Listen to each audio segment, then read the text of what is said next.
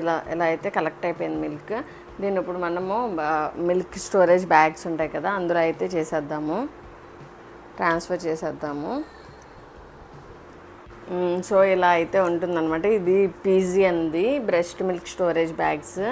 దీనికి ఏంటి డేట్ ఇంకా వాల్యూమ్ అనేది కూడా మెన్షన్ చేయొచ్చు. సో ఇలా ఉంటుంది. ఇది బీపీఏ ఫ్రీ అనమాట. సో మనం ముందుగా ఏమీ వాష్ చేసుకోవడం అలాంటి పనులు చేయకూడదు అనమాట.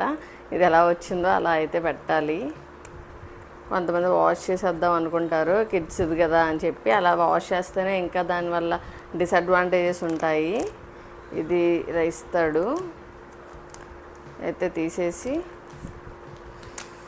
ఓపెన్ చేసుకోవాలి. ఓపెన్ చేసుకున్నాక double layer zip lock bag అనమాట ఇది. మీరు ఏం చేద్దామనుకున్నా ఫస్ట్ అసలు హ్యాండ్ వాష్ చేసుకోవాలి కంపల్సరీగా. ఈ మిల్క్ అనేది ఇలా ఉంది కదా, తీసేద్దాం.